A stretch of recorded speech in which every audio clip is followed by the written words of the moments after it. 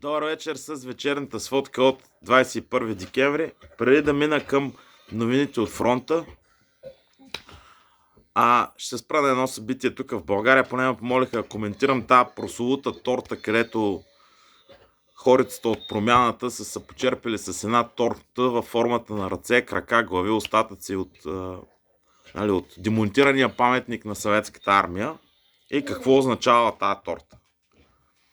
За мен тази торта означава доказателствен материал за новия Народен съд. Няма какво друго да означава. Да се знае, кой е ял и кой ще плати сметката. Защото Народен съд ще има. Някой си мисли, че няма да има, но ще има. България имат много интересна история. Властта има навика да се сменя. И като се сменя тая власт, има и Народен съд. А също така искам да напомня, че за престъпление срещу човечеството и престъпление за фашизма, т.е. когато подпомагаш фашистски режим или си колаборационист, извинявам се, също няма давност. И, например, представете се една такава хипотеза. Утре режима в Украйна се обявява за фашистски. Примерно. Абсолютно възможно е. На нашите ширини всичко се случва. И тогава всички тия депутати, депутатчета и депутатченца, които са гласували помощ, автоматично попадат под съд. Обаче забележете, военен съд. За това, че са подпомагали фашистска хунта и фашистски режим. И тогава не в Канада и в Бангладеш, а никъде не могат да избягат и да се скрият. Защото това няма давност. Това е гласувано и в ООН, и по международното право е така. А както казах, в България стават интересни неща. Много често властта се сменя. Тя може да се смени утре, след 10 години, след 20 години. Но всичко е възможно. Така че да ме честита тортата. Надявах се не им развалих апетита с това мое лирично отклонение. А сега за Украинския фронт. Украинския фронт, нещата аз съм ги публикувал в канала. Основните неща, които се случиха днес и които в момента върви довършителна работа, така да се каже. Това е, че фронта в Бахмут, Артемовск Бахмут се огъна. Богдановка е практически превзета. На Клещеевка и западно-източно от Клещеевка върват много сериозни атаки, движи се към ЖП линията, но там целият фронт вече започна да се гъни много сериозно. Той се гъни поради две неща. Първо, няма ресурс и второ, руснаците концентрираха допълнително количество и войска и бронирани машини. Така че това е много сериозна новина и това превземане, макар че все още да е сива зона, може да се каже, че ще донесе големи неприятности за украинците. Така че фронта... Драки, стига! Така че фронта ще... Предполагам в най-скоро време там ще падне. Като гледам, пак казвам, горе-долу моята прогноза е, че двата фронта, Авдеевския укреп район и Бахмут, по едно и също време ще паднат, но това е за Бахмут.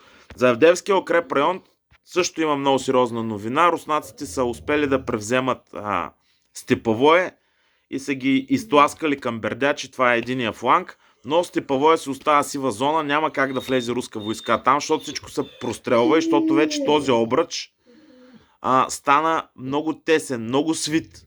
Просто ще става все по-трудно това нещо, но то е по-трудно и за двете страни, така че украинците в най-скоро време вече те практически вече нямат подвоз на продоволствие, на логистика, нямат ротация, т.е. няма кой на практика да им помага.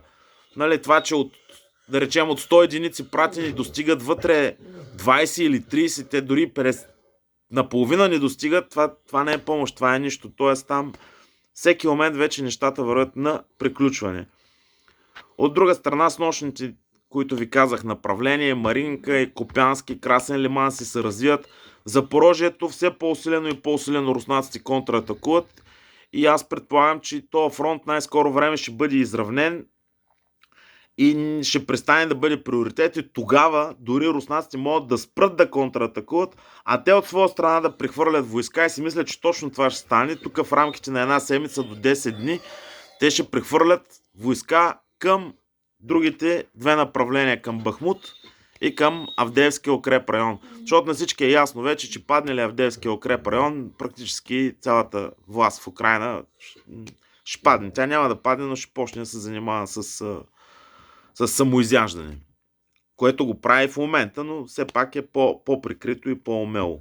Нали? Другото интересно е, че снощи е имало много тежки бомбардировки по цяла Украйна. Аз вече не го информирам за бомбардировките, защото постоянно летят дрони, постоянно има бомбардировки, но понякога са особено тежки. Снощи са били особено тежки ударите. Удрено е практически всичко. Инфраструктура е удрена, и складови са удрени, и артилерийски складови, и какво ли още не. В Кринки се продължава старата агония. Вече откровено навсякъде се пише. Не знам какво става с тия островчета, но продължават да пращат войска. Войската до никъде не стига. Самото село е развалени. Там по последни данни имаше скрили се или спасили се. Вече не знам както ви харесва. Такъв термин използвайте. Около 100-110 украински морски пехотинеца.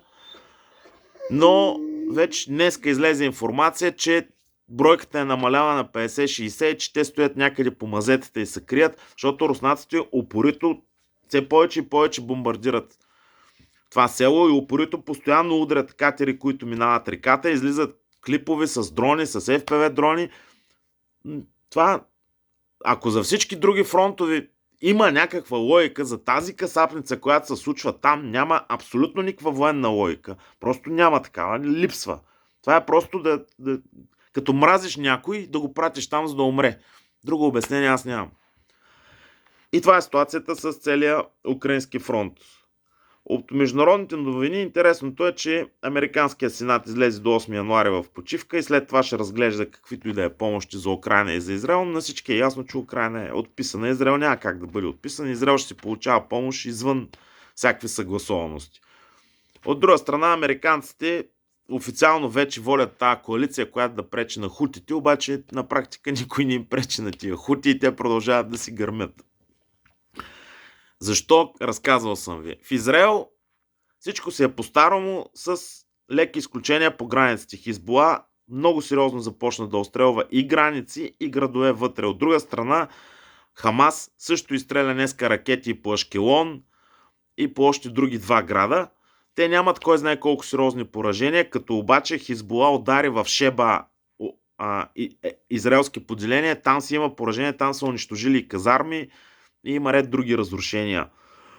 Сега, тук има един такъв момент. Макар тези удари да са страшно хаотични и макар те да не нанасят разрушение, те буквално спират стопанския цикъл на Израел, спират икономическия живот на Израел. И загубите вече са колосални. Загубите от тази война, особено от това, което хутите направиха с корабоплаването на Израел с тяхните пристанища, плюс директните загуби, плюс това, че на практика в Израел вече е парализирано почти всичко заради тия хаотични обстрели, стават много сериозни и Израел изпада в сериозен дефицит и в общи линии няма да му е никак лесно после да се оправи. Иначе от самия фронт интересният момент е, че в центъра на Газа, аз съм дал в моя канал, вижте картата, евреите са избомбардирали, абсолютно всичко са изравнили с земята и са опитала да влезе войска на Цахал. Хамас е дал съпротивление, но аз мисля, че те ще влязат. Тоест, те отварят в самия център още един вектор на атака. Тоест, те явно ще се опитат централната част на Газа да я разделят на парчета. Както разделиха севера и юга, сега централната част на Газа също ще я разделят на парчета. Това е много добро решение. От военна гледна точка има логика, има мисъл в това нещо. Въпросът е в изпълнението. А като гледам колко неграмотно воюват, просто как да кажа, ще дадат и много жертви и ще стане бавно, защото се оказа, че Цахал са една войска, която не може да воюва. Просто всичко до всякаквото са говорили, са били митови и легенди и за нищо не стават. И това е, нали, ситуацията от всички фронти, от всички международни новини. Има и други интересни моменти. Ще се спра по-подробно. А сега забравих само да вметна нещо за проблемите за украинската артилерия. Оказва се, че масово артилерията, която е поставена на Украйна и по стандартите на НАТО, издържа 2500 изстрела, като например гаубицата М3 седмици, а и ред други оръжия. След 2500 изстрела трябва да сменя оръдието. Обаче в такъв конфликт с такава висока интензивност, там разчета не е 30-40 снаряда на ден, а той стига до над 100 снаряда на ден, което на практика означава, че на всеки 2 седмици оръжията се износват и те нямат артилерия. Тоест, натовското оръжие издържа, най-просто казано, 2 седмици или максимум една, ако е още по-голяма интензивността. Това е.